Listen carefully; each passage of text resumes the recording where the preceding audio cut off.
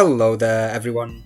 Today I want to talk about the recent wave of Artuber demonetizations, and I also want to talk about how it's part of a broader pattern, part of a broader issue in terms of, like economic weaponization, in terms of censorship.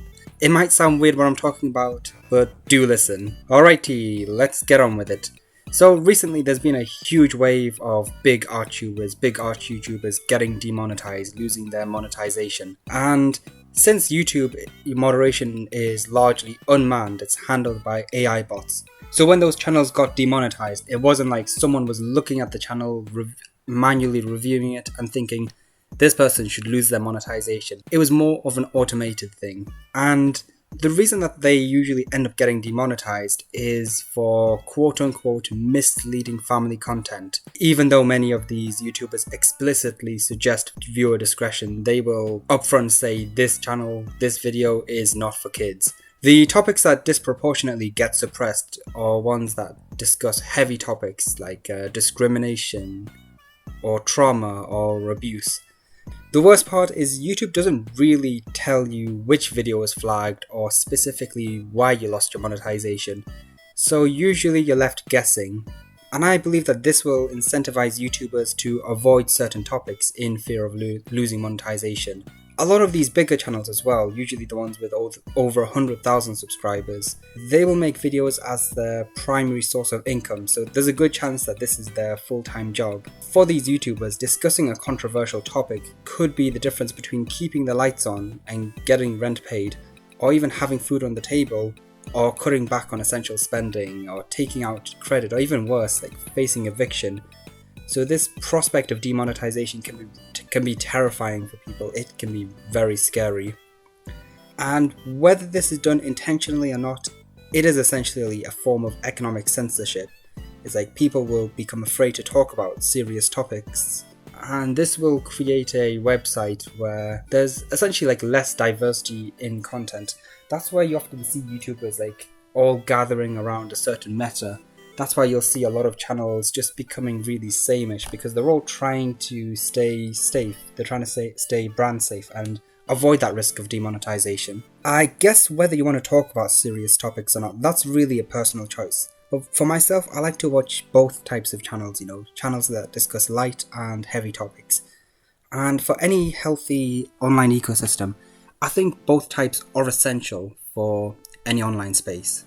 For myself, probably not, but this video is maybe a serious discussion. I don't know how it's classified, but I guess like the line between serious and not serious is very blurred, just like the line between misleading family content, quote unquote. But for myself, I'm not monetized, but I do have another source of income, so the hammer of demonetization, that threat, isn't really heavy onto me. But I still want this channel to become a second source of income, and I still want to get monetized. But if I fear that I step too far off the red line, that I'll end up missing that chance. And the problem is not just that this red line is so vague, you could accidentally step past it without knowing, but also that it seems to be inconsistently enforced. For example, you hear about all of these AI scam ads, and YouTube does nothing. And there was even that one tweet where somebody tagged YouTube saying, look at these ads, they are inappropriate, they shouldn't be on the website. And YouTube themselves actively responded and said, yep, that's alright, even though it's pretty obvious that it's not. That's very problematic. And speaking of which, actually, while I was making this video, YouTube just made plans to actually make monetization even harder to obtain.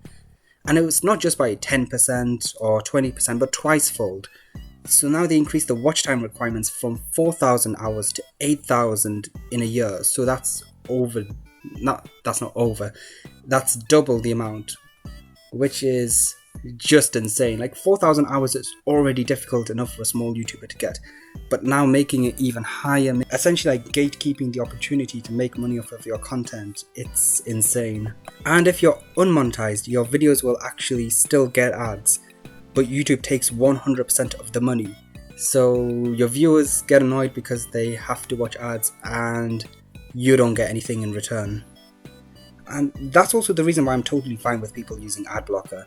In fact, for small channels, you should absolutely use it. And even when I do become monetized, like, I won't hold it against you if you use adblock on my channel.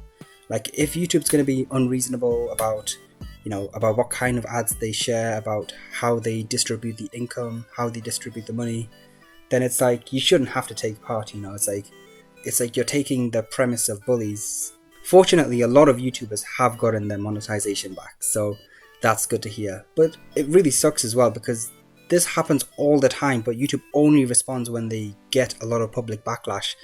What if one of these victims is a smaller creator with 2,000 subscribers? Like, this probably happens all the time, but we never hear about it because, they can't make as much noise as someone with 500,000 subscribers.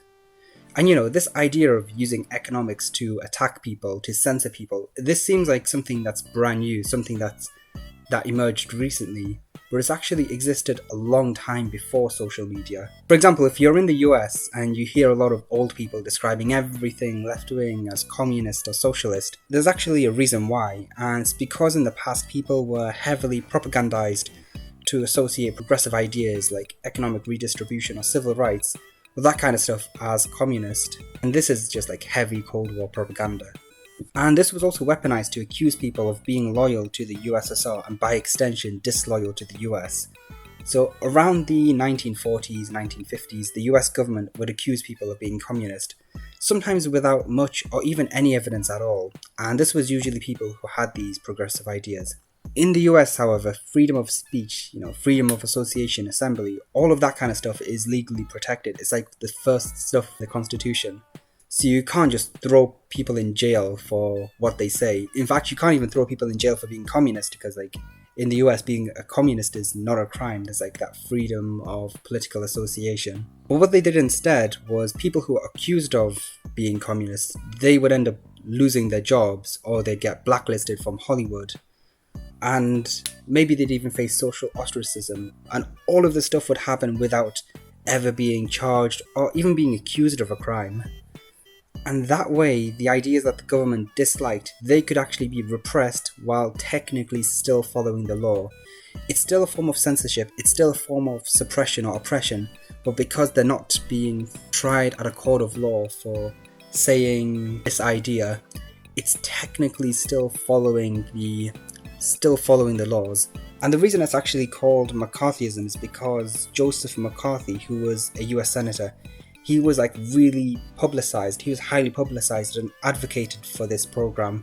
However, this repression was much greater than him. He's just a symbol of that political movement. And it also set the precedent for using the financial incentive as a tool for censorship. So because of that, I'm very skeptical that this wave of demonetizations was just a series of procedural errors.